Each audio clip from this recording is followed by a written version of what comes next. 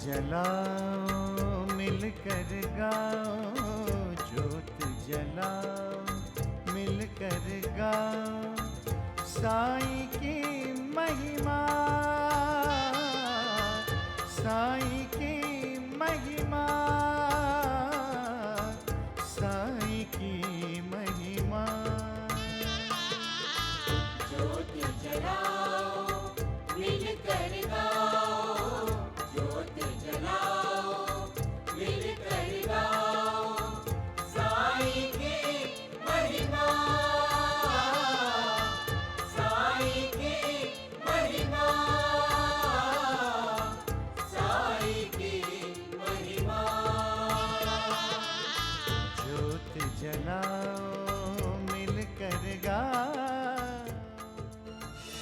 साईं बाबा के व्यवहार से उनके मन का कुछ पता ही नहीं चलता। जौहर बाबा के कारण हम लोग इतने परेशान हैं, लेकिन उनके चेहरे पर परेशानी का कोई भाव ही नहीं है। साईं बाबा निर्विकार हैं। हाँ, तभी तो देवा ने उस जौहर बाबा को चले जाने के लिए कुछ भी नहीं कहा। उन्हें कहना चाहिए था।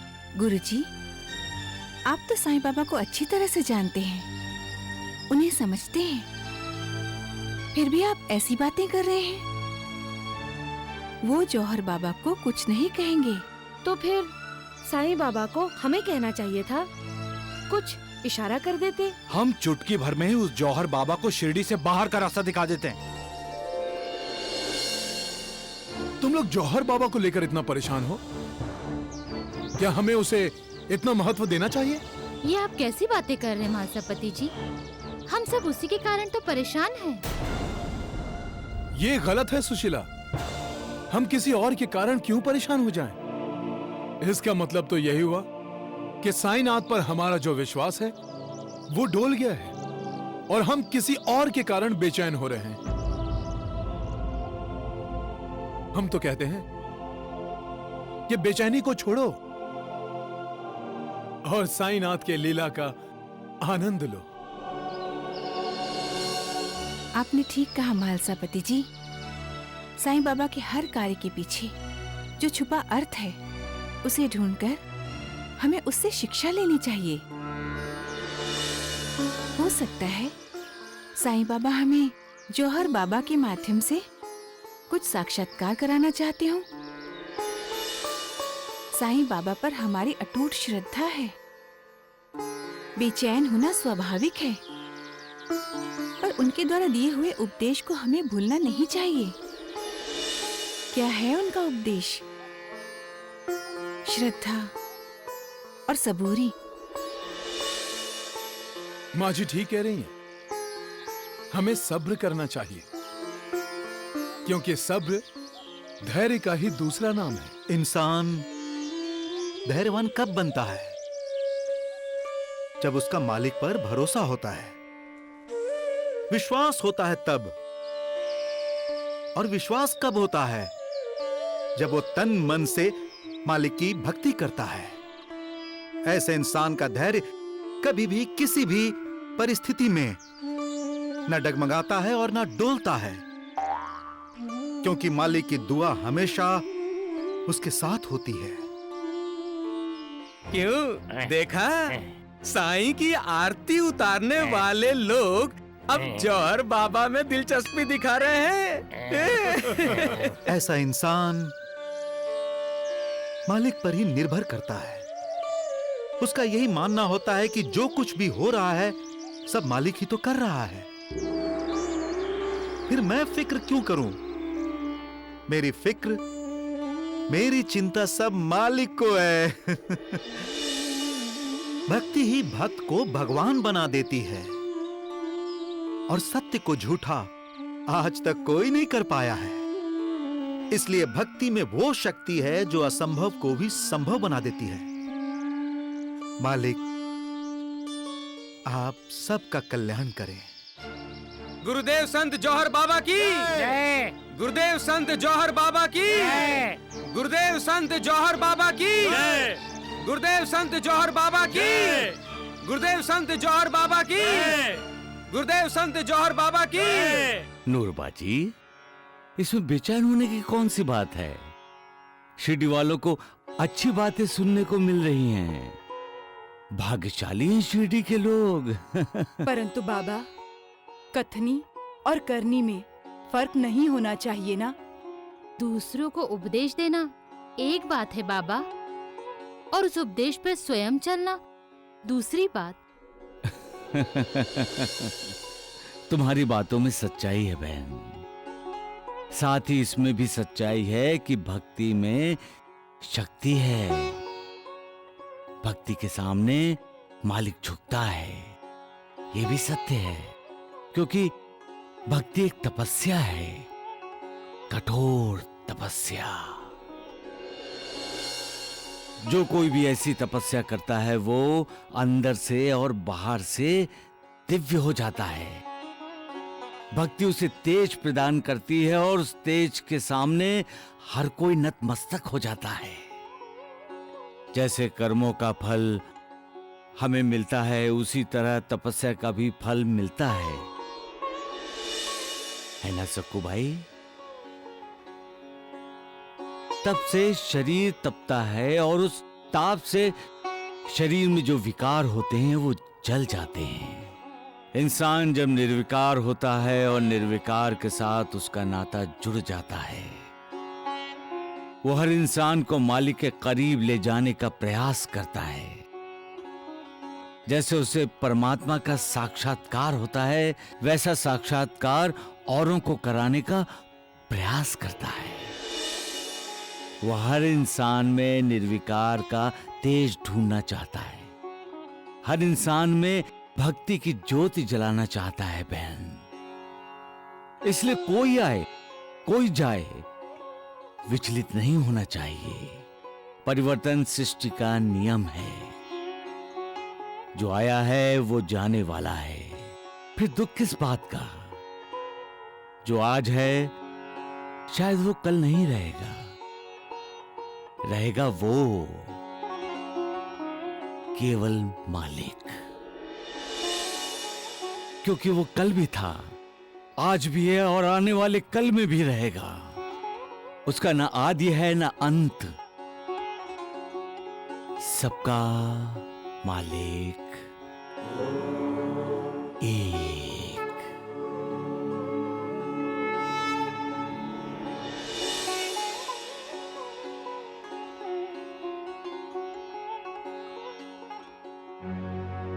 साईं बाबा ने आज जौहर बाबा के बारे में ना कुछ कहा ना कोई टिप्पणी की। उनकी बातों से कुछ भी समझ में नहीं आया। क्या साईं बाबा जौहर बाबा का साथ देंगे? बाबा जौहर का साथ क्यों देंगे? जौहर बाबा के साथ द्वारकानाथ जैसे ढोंगी जो खड़े हैं, जो साईं बाबा के साथ बिना कारण दुश्मनी करते रहते हैं। उसी ने तो जौहर बाबा को शिरडी बुलाया है। सबकी जड़िए द्वारका ही है गुरुजी। लेकिन तुम कुछ नहीं कहोगे सगुन, कुछ नहीं। तो क्या हम हाथ पे हाथ धरे बैठे रहे गुरुजी? सगुन भाऊ ठीक ही तो कह रहे हैं गुरुदेव। वो द्वारिकानाथ हमेशा कुछ न कुछ षड्यंत्र रचता ही रहता है और हम सब खामोश दर्शक बने रहते हैं। साईं बाबा भी द्वारिकानाथ को दोष नहीं देते हैं सगुन जी। बाबा परमेश्वर है राधाबाई, हमारे परमेश्वर, और कोई हमारे परमेश्वर की निंदा करे और हम चुप बैठे रहें तो तुम क्या करोगे सगुन? करोगे क्या? मैं उस द्वारका नाथ को उसकी 7 पीढ़ियों के दर्शन कराना चाहता हूँ जो नरक में गई हैं। पेटू, कहाँ भागता है?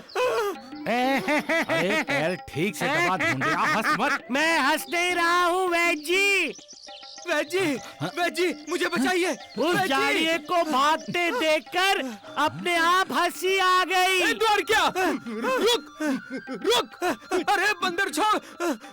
अरे राम राम राम, द्वारिकानाथ जी। अरे हंस मत जी, मैं आता है कि मैं तेरी खाल उधेड़ दूं। पहले अपनी खाल संभालिए, नानावली आ रहा है। अरे बचाइए। अरे क्यों हो? जाइए जाइए, अपने प्यारे द्वारिकानाथ जी को बचाइए, जाइए।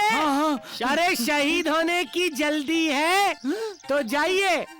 साईं बाबा के आशीर्वाद से ये वैद ढोंडू शिरडी के लोगों का इलाज तो कर देगा। अरे नालायक, तू मेरा बुरा चाहता है?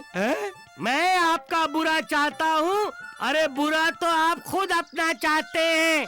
ये पीछे खड़े जीवाजी को देखिए, गधा कहीं का। द्वारिका नाथ जी का अंग रक्षक बनता है, अपने अंगों की रक्षा तो कर नहीं सकता अंग रक्षक। ऐसे लोगों के साथ मिलकर आप उस जौहर बाबा को शिरडी लेकर आए। हाँ, वो कहता है सबका कल्याण हो। अरे आप अपना कल्याण कर रहे हैं या कल्याण? अरे नालायक, शुभ शुभ बोल, कभी तो शुभ शुभ बोल। तुमने तो ये साबित कर दिया मालिक कि सत्य का तेज बर्दाश्त न होने के कारण झूठ अपने आप को बचाने के लिए भाग रहा है। आखिर कब तक झूठ दूसरों को फंसाता रहेगा मालिक? कब तक दूसरों को अपनी तरफ आकर्षित करता रहेगा? कब तक अपनी मीठी जबान से लोगों को भ्रमित करता रहेगा? ये तुम भी जानते हो और सभी जानते हैं कि 100 सुनार किए और एक लुहार की। जब सत्य सामने आता है तब झूठ की ऐसी ही हालत होती है। ये सब जानते हुए भी तुम्हें चुनौती देने का दुस्साहस करते हैं। क्यों झूठ बोलते हैं? क्यों झूठा व्यवहार करते हैं? क्यों झूठ की तरफ खिंच चले जाते हैं? क्या इन्हें सच और झूठ का फर्क समझ में नहीं आता? अरे चमन दोस्त कैसे हो? कब आए? तब जब तुम सच और झूठ के बारे में मालिक को समझा रहे थे। मालिक को समझा रहा था? मजाक उड़ा रहे हो तुम मेरा? हाँ। अरे ज्ञान की बातें इतनी अच्छी तरह से करते हो, कोई तुम्हें ज्ञान ही समझ लेगा। नहीं, मैं तो एक पागल हूँ।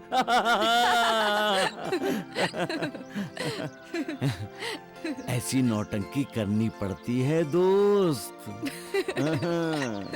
मेरा पागलपन सिर्फ तुम जानते हो, बाकी कोई नहीं। अरे दोस्त वो देखो, कैसे एक पागल दूसरे पागल का पीछा कर रहा है। मालिक, ये दुनिया पागलों से ही भरी पड़ी है। यहाँ पर हर कोई पागलपन करता है।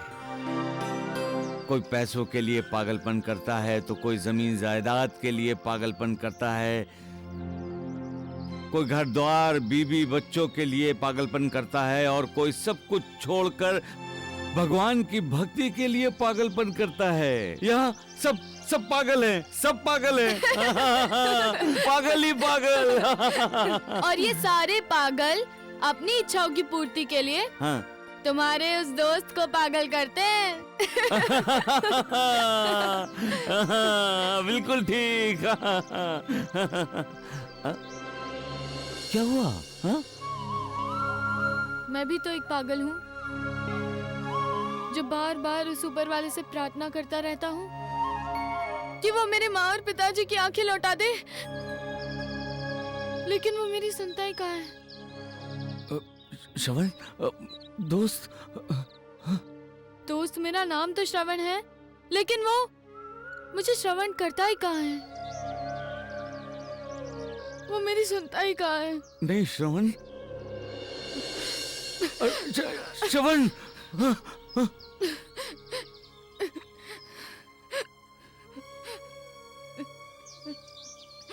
दोस्त श्रवण सबका मालिक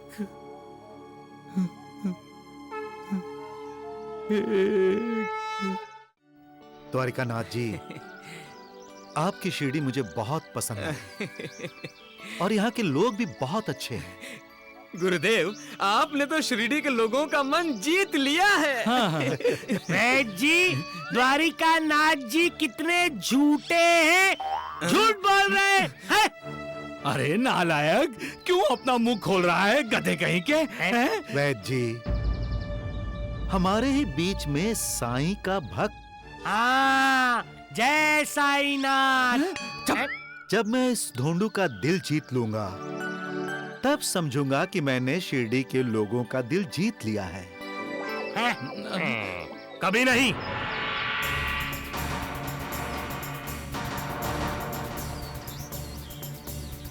तुम शिरडी के लोगों का मन कभी नहीं जीत सकते। आइए भाइयों, आइए, स्वागत है।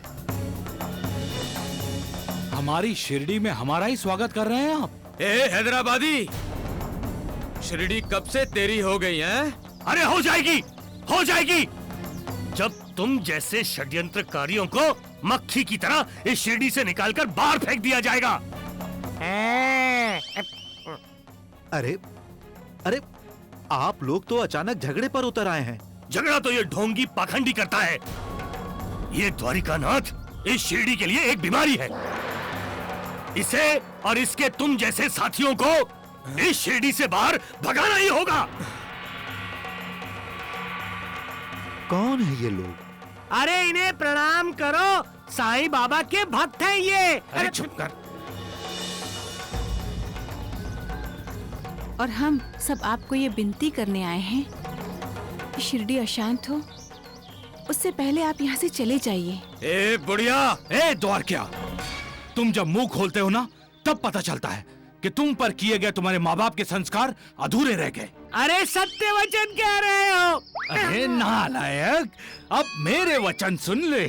अब तूने अपने दांत दिखाए ना, तो सबके सब दांत तोड़ डालूंगा, समझे? अपने आप को साईं बाबा का भक्त कहते हो ना, परंतु लग ऐसा रहा है कि साईं बाबा ने तुम पर कोई संस्कार किए ही नहीं। ए बाबा जी, हम साईं बाबा के विरुद्ध एक शब्द भी सुनना नहीं चाहते, समझे?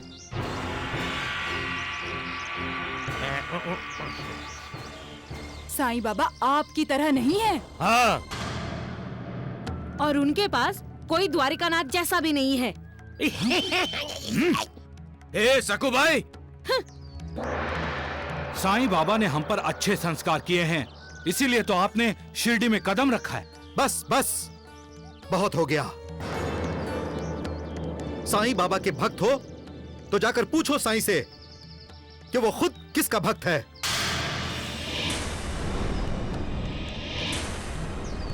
पूछो साईं से कि वो किसका चेला है।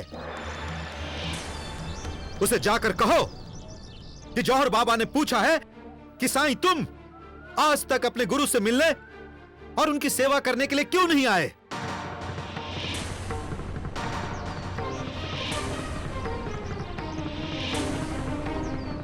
गुरु,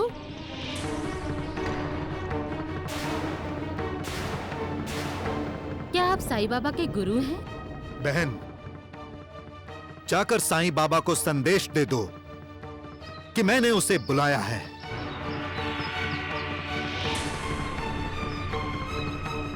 साईं बाबा से कह दो कि यह उसके गुरु की आज्ञा है और आज्ञा का पालन हो।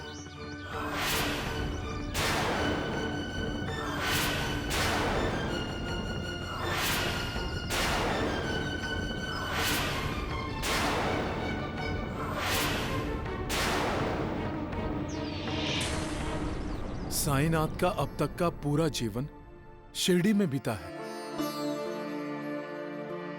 उनके जीवन का एक वर्ष छोड़कर हम उनकी संपूर्ण जीवनी जानते हैं,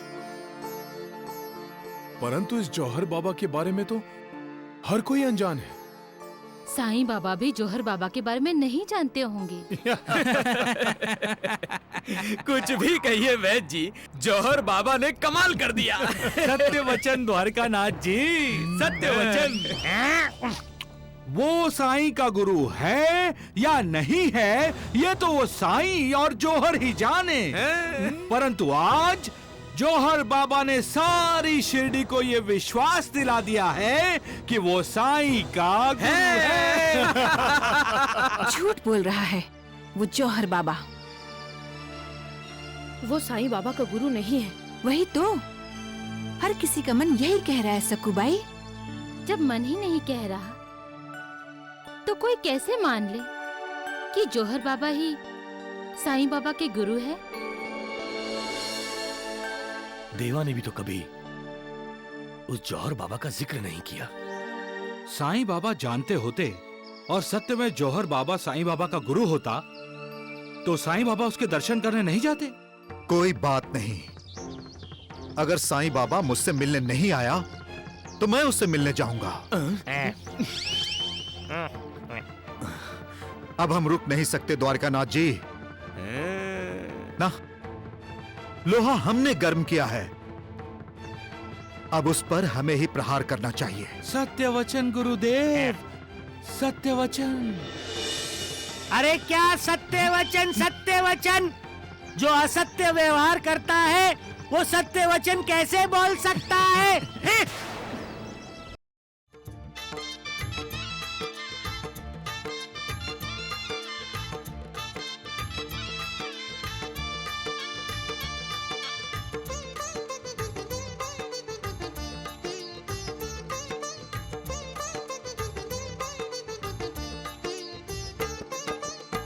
ज्योत जलाओ मिलकर गाओ, ज्योत जलाओ मिलकर गाओ, साईं की महिमा,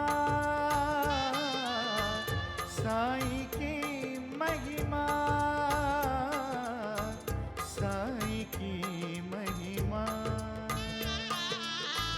ज्योत जलाओ मिलकर गाओ, ज्योत जलाओ मिलकर गाओ, साईं की महिमा, साईं की महिमा, साईं की महिमा। ज्योत जलाओ मिलकर गाओ।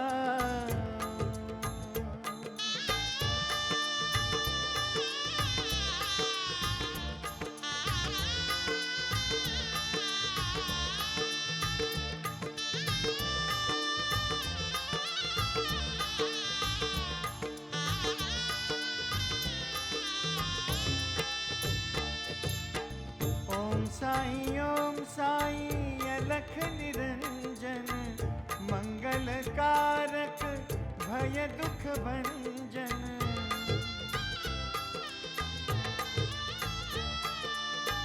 ओम साईं महासुखदायक, बल बुद्धि और विद्या प्रदायक, श्रद्धा जगाओ मिलकर गाओ, श्रद्धा जगाओ मिलकर गाओ, साईं की महिमा, साईं की महिमा। ज्योत जलाओ मिलकर गाओ।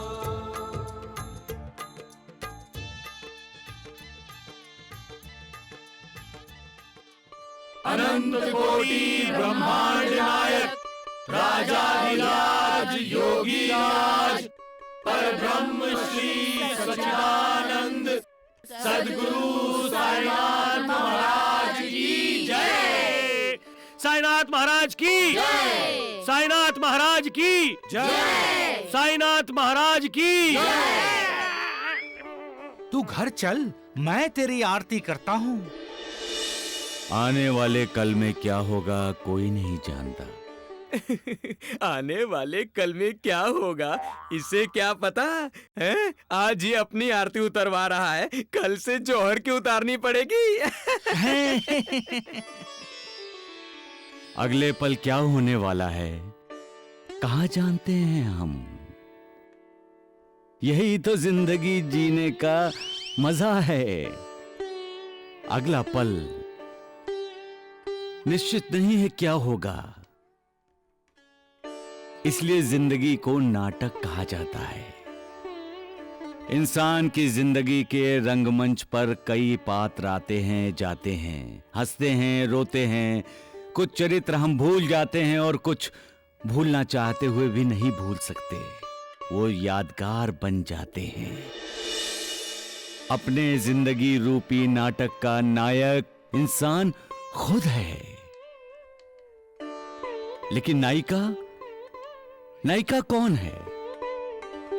यही अनिश्चितता है। ये अनिश्चितता ही इंसान को सतर्क रखती है। अचानक कुछ हो जाता है और जिंदगी में उथल पुथल मच जाती है। अब इसकी जिंदगी में उथल पुथल मचने वाली है। ना चाहते हुए भी इंसान को कुछ लोगों का, कुछ घटनाओं को स्वीकार करना पड़ता है। मैं पूछता हूं, क्या अनिश्चितता के कारण कोई जीना छोड़ देता है? नहीं, हर कोई अपने अपने तरीके से जिंदगी जीता है, लेकिन जो अपना धैर्य नहीं खोता, जो मालिक पर विश्वास रखता है और जिंदगी में अचानक आए तूफान का सामना करते हुए तूफान पर सवार हो जाता है, वो जिंदगी जीता ही नहीं, जिंदगी को जीत भी लेता है। इसलिए धैर्य धारण करो, क्योंकि धैर्य ही शौर्य को जन्म देता है। कल क्या होने वाला है कोई नहीं जानता है। हो सकता है कल आरती करने का मौका ही ना मिले। सबका मालिक एक। साईं बाबा आज कुछ अलग नहीं लग रहे थे द्वारिकानाथ जी। राम राम राम, वो आने वाले कल के बारे में क्यों बोल रहे थे? क्योंकि साईं जान गया है वैद्य जी कि उसकी जिंदगी में अब अनिश्चितता ही अनिश्चितता है। अच्छा, हाँ, उथल पुथल होने वाली है वैद्य जी। इतने सालों से जो नाटक कर रहा था, अब उसे जौहर बाबा के नाटक में काम करना पड़ेगा। हाँ, शायद इसीलिए वो साईं इतना बेचैन था। हाँ जी, वाह जी, हाँ। अरे द्वारिका नाथ जी के चमचे, बिना साईं बाबा को जाने क्यों अपनी अकल की नुमाइश कर रहा है, हैं? ए ढोंडिया, चुप कर। साईं बाबा को उस ढोंगी जौहर के जाल में फंसाने के लिए आप दोनों बड़े उतावले हो रहे हो। इस बात का भी ध्यान नहीं कि साईं बाबा सब जान गए। कुछ समझे? कल क्या होगा ये साईं बाबा जानता है, पर इस समय तेरे साथ क्या होगा ये ना साईं बाबा जानता है और ना तू जानता है। क्यों वैद्य जी? है क्या होगा? ये होगा। नालायक कहीं के।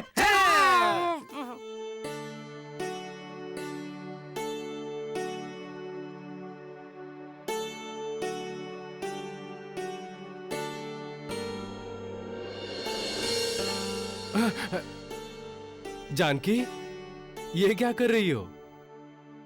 अपने परमेश्वर को प्रणाम कर रही हूँ। जानकी, मैं तुम्हारा पति हूँ।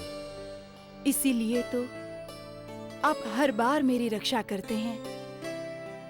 आपने पौना को बचाया, मैं आपकी कृतज्ञ हूँ। इसीलिए साईं बाबा की पूजा करने के बाद मैं आपकी पूजा करने आई हूँ। माँ के व्यवहार से तुम दुखी हो ना जानकी। मैं तुम्हारा दुख दर्द समझ सकता हूँ जानकी। मुझे दुख सिर्फ इस बात का है कि माँ जी ने मुझे अपनी बहू स्वीकार नहीं किया है। ऐसा लगता है कि साईं बाबा मेरी परीक्षा ले रहे हैं। जो इंसान सच्चा है वो सोने की तरह अग्नि परीक्षा देता रहता है,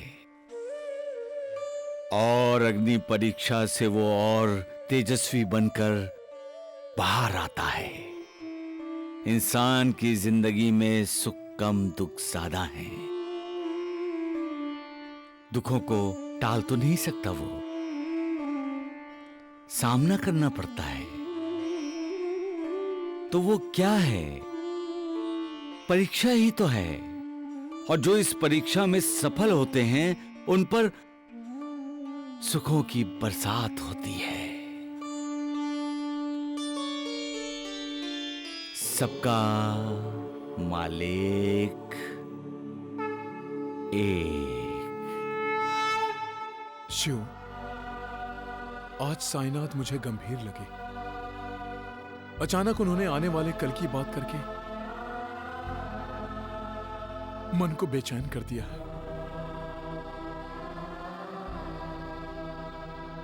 क्या होगा उनके मन में? क्या कहना चाहते थे वो? हमेशा गुड़ बातें करते हैं बाबा। और कभी कभी तो उनकी गुड़ बातें बिल्कुल भी समझ में नहीं आती। अनिश्चितता की बात करके देवा ने हमें अनिश्चितता की खाई में फेंक दिया है। जरूर कुछ होने वाला है सुशीला, और वो भी आने वाले कल में। शिव, मैं बहुत घबरा गया हूं। साईनाथ के बातों ने मुझे अस्वस्थ कर दिया है। पता नहीं कल क्या होने वाला है। सुशीला, ऐसा लगता है कि कल का दिन ना आए। चिंता चिंता चिंता, सबके चेहरों पर चिंता। इस संसार में चिंता से ही इंसान दुखी होता है, क्योंकि चिंता दुख की जननी है। जो इस रहस्य को जानता है वो कभी दुखी नहीं होता। फिर तुम लोग चिंता में क्यों डूबे हो? बाबा, मालिक पर विश्वास करो, उस पर श्रद्धा रखो, उस पर अपनी सारी चिंता उस पर छोड़ दो। याद रखो, जितना बड़ा तुम्हारा अहंकार होगा उतनी बड़ी तुम्हारी चिंता होगी। ये मेरा है, वो मेरा है, जब तक ये भावना दिल में जागती रहेगी तुम फिक्रमंद रहोगे ही रहोगे। अहंकार त्याग दो, उस मालिक पर निर्भर रहो। उसे जो करना है करने दो, उस पर संशय शक की उंगली मत उठाओ।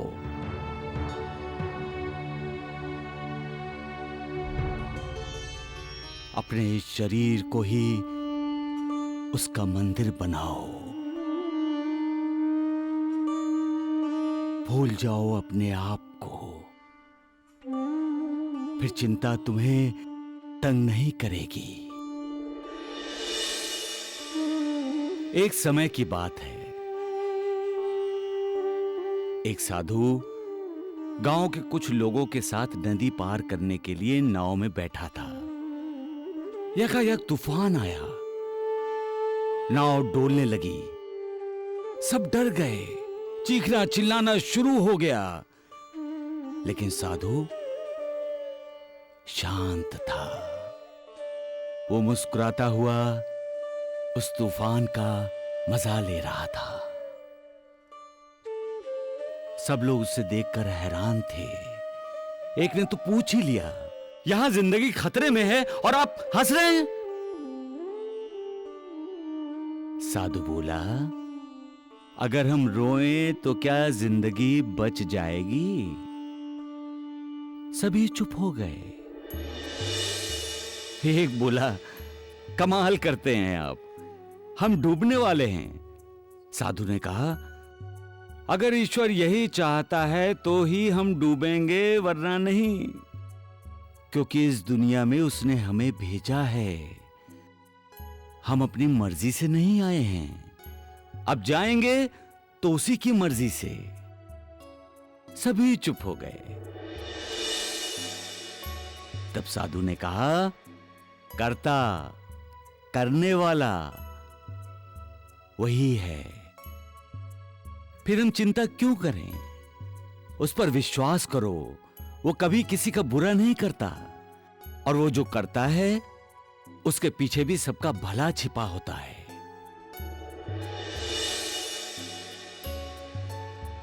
मेरे ख्याल से तुम सभी कुछ पूछना चाहते हो।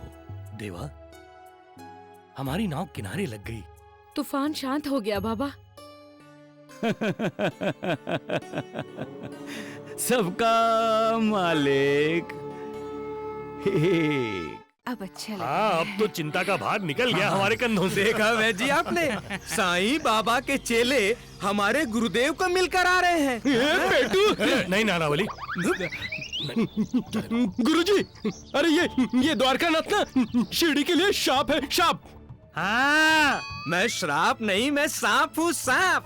एक बार डस लिया तो बहुत भारी पड़ेगा। हाँ, फिर तो सांप को इस तरह लाठी से मारना चाहिए कि सांप मर जाए और लाठी भी न। हैदराबादी। अरे राम राम राम राम, अरे द्वारिकानाथ जी जाने दीजिए, क्यों इससे झगड़ा मोल ले रहे हो? क्यों जीवाजी हैं? वैसे भी ये सब परेशान हैं। क्यों नहीं होंगे परेशान? जिसे ये गुरु समझते हैं उसका भी गुरु शिरडी में जो आ गया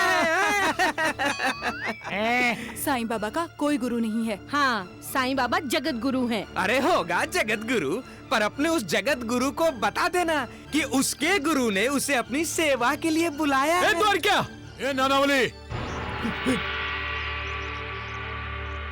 अपने साईं नाथ की जितनी आरती पूजा करनी है कर लो। एक बार अपने गुरु की सेवा में गया तो फिर कुछ नहीं कर पाओगे। अरे कैसे होगी द्वारकानाथ जी? अब तो इन्हें अपने गुरु के गुरुदेव की आरती जो करनी होगी। सत्य वचन वैद जी, सत्य वचन। जौहर बाबा की जय, जौहर बाबा की जय, जौहर बाबा की जय, जौहर बाबा की जय, जौहर बाबा की जय।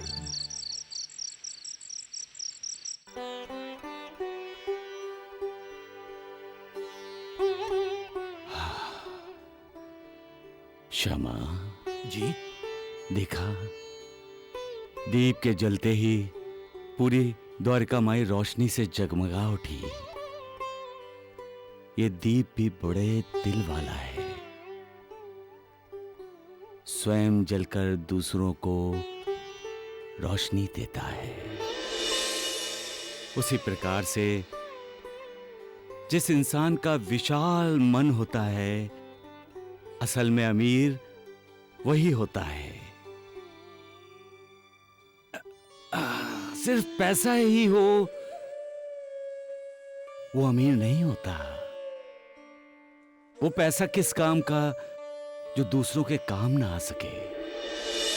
अमीर वो है जिसके दिल में बड़ों के लिए आदर हो, और जिसके दिल में आदर नहीं वो कंगाल है।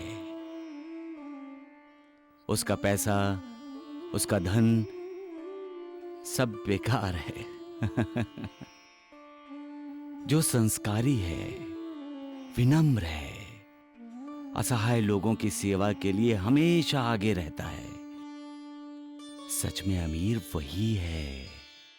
और जिनमें ये तीनों गुण ना हो वो अहंकारी कहलाता है। और जहां अहंकार है, दरिद्रता वही है।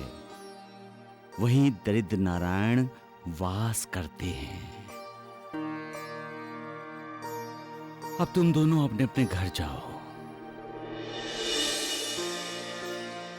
बाबा, आज हम द्वारका माई में ही रहना चाहते हैं। नहीं सगुण, द्वारका माई में कोई नहीं रहेगा। जाओ जाओ तुम।